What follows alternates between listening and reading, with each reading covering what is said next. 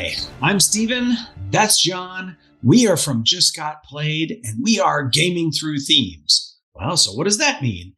Typically, when you're playing a board game, it has a theme, and that is just the subject matter, right? And, it can be worked in with the decisions in the game, the art, however the designers decided to work in the themes. But today, we're talking about a very broad theme, which is pirates. And I say that's a really broad theme. I think a lot of people, at least me, when you say pirates, I think of sort of the romanticized Caribbean pirates, which a lot of those same people also terrorized the Indian Ocean, I should say. But there were pirates in Eastern Asia. The Marine Corps early on after being founded fought the Barbary pirates. There are Somali pirates who think they're your captain now. And, don't forget about space pirates, right? There's fantasy space pirates, or gosh, even way back into BC, right? Like there's a famous story. Julius Caesar was kidnapped by pirates and was offended because they didn't, ask for enough ransom for him. He was like, I'm not going to stand for that. You should double that ransom you're asking for. Well, yeah, I'm Julius Caesar. That's why he got stabbed. Yeah, right. That was real annoying. At two brute. But anyway, when I'm talking about pirates, those are the kind of pirates I'm talking about. I'm not talking about a baseball team from Pittsburgh or anything like that. But at least for me and the people, really what you're going to see a lot of is Caribbean pirates. So I won't speak for John, though.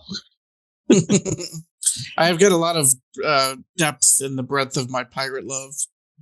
Yeah.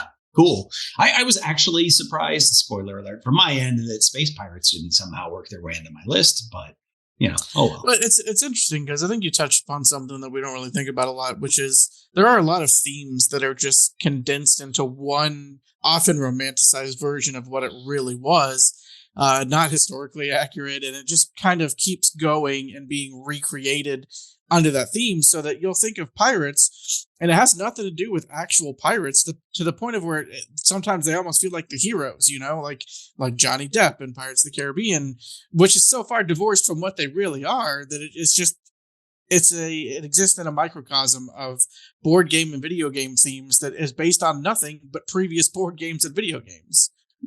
Well, it's funny too, talking about heroes versus villains, right? Like if you were flying an English flag and had a letter of marque from England, you're a privateer, but all the other people whose ships that you're raiding would call you a pirate, right? Yes. So, yeah. Hero or villain? Well, both, right?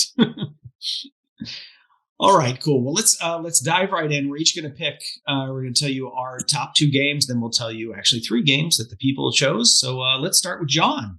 John, where do you want to start? What's your first pick? So I'm going to go with my first pick as Port Royale. And if you haven't played Port Royale, it is literally just a deck of cards. One of my favorite things in games is this is so simple. I can teach you in 2 minutes, and then everything lives on the cards and the interactions between the players. So it's literally just a deck of cards. On the back is a coin, because you often get coins for doing things. On the front is the different kind of effects you can get. So it's got another check mark, which is multi-use cards. I love when somebody can take an elegant design and say, I'm just going to give you this deck of cards, but it's going to have 3 different mechanics that you can do with each thing, and they can really build a game on top of that. But at its heart, this is a very simple push your luck game. You're flipping cards off the top of the deck, and you want to get as many coins as you possibly can. But if you get multiples of the same color, you bust, and then you just get nothing for the turn. So it's a just very simple push your luck kind of game with a kind of bolted on pirate theme, I'll admit it. But I really enjoy the game. I think it's a gem that a lot of people probably haven't played or heard about, because it's not a very strong theme and it's not a big box game and all these different things. But the game itself is fantastic, and it feels just pirate enough because a lot of the coins and colors are pirate ships, with the sails and everything else on it. So I think it just fits enough to fit into this theme, and the mechanics are such that I really enjoy it, that those two things combined, it's probably my second favorite pirate game.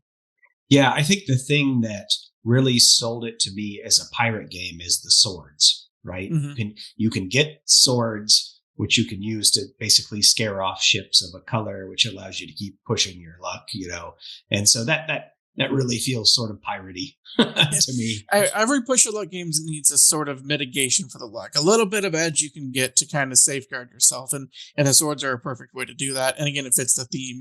You're building military strength. The wrong pirate ship shows off, and you scare it off with a show of force. Just beautiful. But and again, that's kind of bolted on. You got to romanticize a little bit within your mind, but it's what the theme of it is, and it works. Cool. So, I when I sat down to make my list, my number one game was easy, of course, right off the top of my head. I could name it as soon as we talked about this theme, but I had a short list for my second pick, and Port Royal was one of the games on my short list, right? That was one of the ones I considered.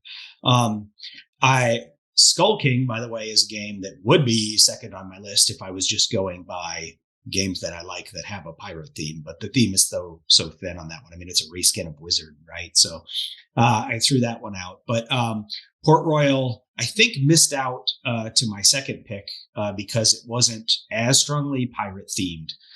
Because if you were to say, so I've got these games, Libertalia, Francis Drake, who, a privateer pirate that I just mentioned, Jamaica and Port Royal. Those games on any given day, I could say, well, I like this one more than that one, right? Like I like all of those games.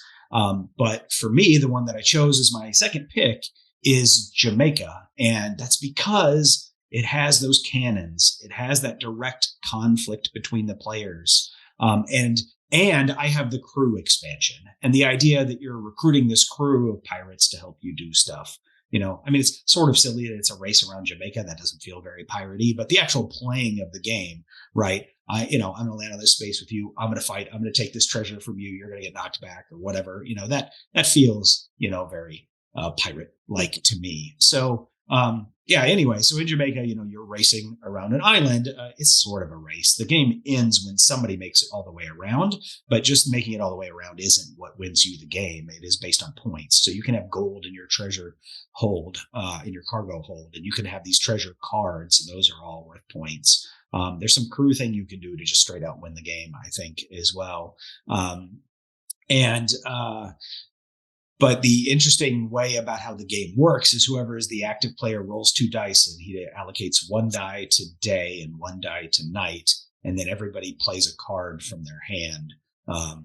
And it says what their day and their night action is going to do. So, it may be a 6 and a 4, and you say, well, I'm going to move with the 6, and with the 4, I'm going to load food or something like that. And you need food to pay for spaces that you land on. You need gold, is points. And then you've got cannons to fight each other, right? And you can land in a port and you can recruit these crew. And it's got some interesting mechanisms like that going on. So, and it plays because everybody is pretty much simultaneously playing. I mean, everybody's choosing a card based on those day and night actions. It works pretty well at 6 players. And, I like games that go up to 6 players. Jamaica for me was the one that I chose as my number 2 pirate game. Ask me tomorrow, I might have a different answer for you. But today, it definitely has the pirate theme. I definitely enjoy the game, and that one just sort of won out. Maybe if I were to play Francis Drake, it's been a while since I played Francis Drake. So maybe if I were to play it again recently, maybe that one would take over for me. But anyway, Jamaica, that's my number 2 pick. I'll get to my number 1 in a second, but first I'm going to throw it back over to John to tell me what his other pick was. Oh, well, just real quick, I think Francis Drake deserves an honorable mention because that's a game that does feel like a real pirate game. Yeah. Like it really feels like it's set in the time of pirates and what they really did. And it is actually a really unique and interesting game, and also doesn't get enough love because it really is a well-designed and well-themed game. But my first game is going to be a game I've loved since I got into board games, and it recently got an update, and the update fixed things I didn't even know I wanted fixed, and it just made it just 10 times better. And that game is going to be Libertalia. I actually have both copies of Libertalia. I have the original because the theme on the original is just on point. The artwork is amazing. It really feels like pirate themed artwork, and It's kind of dark. It's kind of like the ship looks like it's lived in. It really feels like a pirate theme, and I love the game. The new version is a lot less piratey. It's got more cartoony artwork than pirate. The theme is still there, but it's a lot more kind of toned down than the original game is. But the mechanics on it are just so much tighter, and every card just feels like an interesting and unique decision. Added 10 more cards to it. Everything I love about it. And if you're not familiar with it, it is a deck of 40 cards, and everybody has the same cards. You randomly choose 6 cards out of those 40, and then everyone takes those 6 in your hand. So you've got a random 6 cards out of 40, and then you have to play those cards and kind of figure out what the other people are going to do and when to play these for the unique effects. And as you're resolving the cards, you get to take booty from the hold of the ship that you're going on. And it's very much a pirate adventure where you're just trying to collect loot over other players. And there's a lot of interaction and juxtapositioning with other people. There's a reputation track that's kind of like a knife fight in a phone booth. And it's just this really neat theme that the game plays and it feels like you're playing a pirate game. The theme, especially the original printing, is one of my favorite art on any board game. It just really is evocative of that theme, and it's super fun to play. So my favorite pirate game is hands down Libertalia. That's interesting because I was thinking, gosh, I wonder if this whole list is going to end up being Caribbean pirates. But now asterisk, right? Because the new Libertalia that you like better is anthropomorphic animal sky pirates. Yeah. Right. That old chestnut.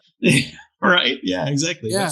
Fantasy pirates, right? I mean, Treasure Planet, other things like that, right? I mean, there's definitely a lot of fantasy pirate stuff out there. Well, and this is in that vein. It's also interesting because in the beginning of the video, we talked about romanticizing pirates and removing kind of the reality from the theme and turning it into a theme that you can just enjoy at its own merits. The new version of Libertalia does that even further. It takes a very dark pirate theme that feels, very cutthroat, walk the planks, and it turns it into a fun, like, animal adventure kind of thing. So it is that next step removed of, pirates aren't these mean, scary guys. They're these cute little animals. And when you talk about anthropomorphic animals, I honestly, from hearing about it, I was like, that's going to be dumb. The artwork is actually very compelling. It's not my favorite genre or subject matter by any means, but the art on it I really fell in love with the art when I did not think I was going to like it. Yeah, well, I obviously like the art from Lamar Smith, the artist on that game. So, I like the art as well. Some games, anthropomorphic animals, you're like, what? Like Raccoon Tycoon. Like, what? Which is also a terrible game. I hate the art. I hate the theme. Well, yeah. I have to say the new version of Libertalia, I didn't like the reputation track. So you call it a knife fight in a phone booth, but I didn't like that addition to the game. But either edition of the game, I think, is a great game to play. So, yeah. All right, cool. So that brings me to my number one, which is, I guess, my sort of introduction to this Caribbean pirates we've been talking about was probably not through movies. It was probably through the game Sid Meier's Pirates that I played as a kid. And the board game that most closely matches the experience of Sid Meier's Pirates for me is Merchants and Marauders. So Merchants and Marauders is a big sandbox style game. Do you want to be a merchant? Fine. You sail around the Caribbean. You can upgrade your ship. You get this, you get the cargo, and you make money by selling cargo, and then you can bury that treasure, and that gives you glory points. You get glory points to win the game.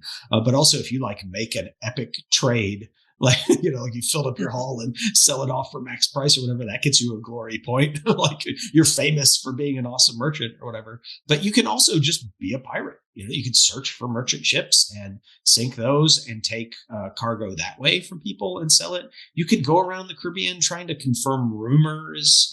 There's a lot of different ways you can go about it getting glory points. It does feel, and this may be a group dynamic because I've read about it a lot, it does feel like it's a little bit easier to be a merchant than be a pirate, because once you're a pirate, there are pirate hunters out there from the different nations that are trying to screw with you, and that makes your life a little bit harder. But as a pirate, you also can then be mean to the other players. So you could be hunting them. So I guess these NPCs are hunting you, but you could be hunting the other players. And you can switch, right? You can just switch in the middle of the game, right? There's nothing that says, you have to stay one or the other. I mean, when you first pick your captain at the beginning, you probably picked one that matched one role better than the other. So switching right at the beginning is hard, obviously, but later in the game you could switch. And I did say it's a long game. You can shorten it by just saying, well, we'll play to less glory points, right? And there are other things that people do. For instance, I talked about the merchants maybe just making too much money and burying gold and winning the game that way too easily. You can just limit it and say, like, well, you can only get so many points, glory points for burying gold. Now you have to do other things too. And so now maybe the merchants aren't so powerful. And that's just sort of, maybe that's your group dynamic that makes the merchants seem more powerful. So you can just tweak it. This is sort of an event game. I've got to get people together on the weekend for a good 3+ hours to play this game, right? It's not just something you whip out for game night when people are over.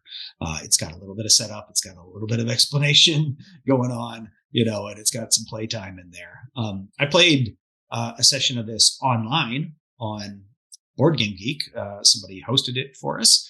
And so we played, and that was a lot of fun because we got into the role playing aspect of it because, you're not, you're just like, well, one turn a day or whatever. So you're not really time pressed. So you can sort of draft up your orders with all the flowery language around what you're trying to do. So I don't know. I've had a lot of fun with this game, Merchants Marauders. And so just right off the bat, anytime somebody says a pirate game, this is the first game that I think of. And I do like the big sandbox games, even though they're sort of hard to get to the table sometimes. But well, I haven't played that one. I was supposed to play that one with you, but then you all were playing it, and I decided to do. That was on the cruise. We were. It was on the cruise. I think you went to. I went to the gym. I went to the gym. That's what it was. I was on the treadmill. You guys were. Yeah, we're going up against dinner, and you're like, I'm going to go to the gym before dinner instead of this, and it was a wise call. Yeah, it didn't turn out so well. That's fine. But you just gave me flashbacks to diplomacy with that one move a day. I used to play diplomacy, and I'll never play diplomacy again. That game ruins friendships. That's another game where if you play one move a day, I think it's maybe not as mean. Like people aren't as mad about it, I guess. I don't know. But I hold grudges from 15 years ago, so I disagree. In fact, I'm going to text someone right now and tell them Yeah. You're going to go bury your diplomacy set with your risk legacy sets out in the yard, are you? Maybe there's room. All right. Well, so we've talked about our favorite pirate games, mentioned several others, but let's talk about the people's choices now. And we've already talked about a bunch of these as well. And in fact, the people's number one choice, John, you are the voice of the people here. It is Libertalia. Great job, people. It's a great game. Yeah, I didn't specify like which version. I may have even put both versions or something in the poll or whatever. Because I use this Facebook poll so people can add other games, but Libertalia is one of the ones, of course, that got seeded into the poll as a popular pirate game, and so it did really well. I wasn't too far behind you though, because in second place the people also chose Jamaica. So again, it's very pirate themed, even though it's a race, which doesn't seem like a pirate thing. But there's a lot of pirate interaction going on in the game, and all the art is pirates, and there's cannons. Pirates. There's cannons. What else do you need? Cannons.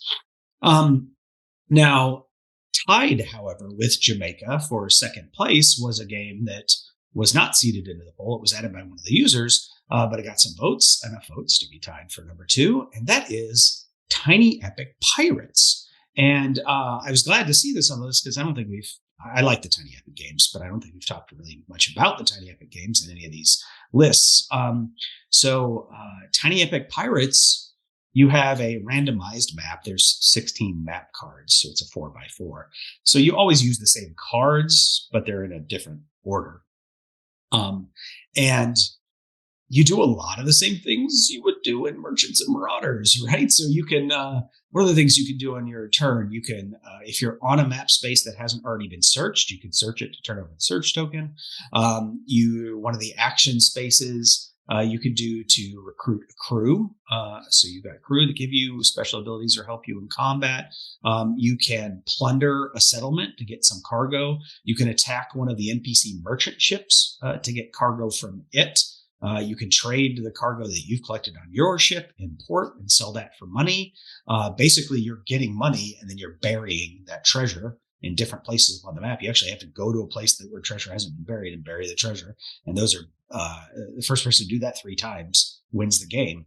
And so it's got a lot of these sandboxy style things that you would do in like Merchants and Marauders, but in a tiny box and much faster gameplay. But probably the most interesting thing about the game is on your captain mat or helm mat, I forget what it's called, you have essentially a rondel. And so you have all those actions that I just talked about. You randomize those at the start of the game and place them out in an order. And so everybody does that. Now, everybody has their own sort of personal rondel, but the actions are in a different order.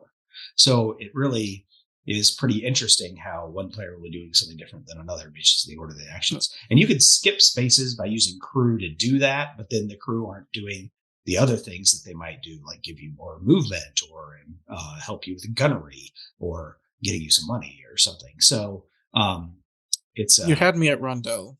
Yeah. You should check this out because I can't think of another game. I mean, there probably are others, but I can't think of another game where you construct your own rondel essentially, and you do it randomly. You don't choose, but still, just I love rondel games, but all the ones that I love are Central Rondel. Yeah, and actually, what's that Ooey game? Wasn't that Essential where everyone has their own rondel? Where you got to clear cut the forest out and then build on top of it. Oh, I guess I can't remember. It's been a long time. But yeah, you're right. It's a very unique mechanic. That does sound interesting. Yeah, you should check it out. And I like the game, but I have only played it solo, and I'm not a big solo player. And I'm not sure the solo here is great. I think it's okay. Like it's a passable way to play the game and to learn the game or whatever. And so I haven't played this with other players yet, but I think my rating of this would be pretty good. It would be one of my, one of the top 3 or 4, maybe Tiny Epic games. If I were to actually get to play it with other players, I'm guessing based on my solo experience. So anyway, Tiny Epic Pirates comes in a little tiny box, not very expensive, but has a lot of game in there. If you like pirates as a theme, the people say, check this game out, and I will back them up on that one.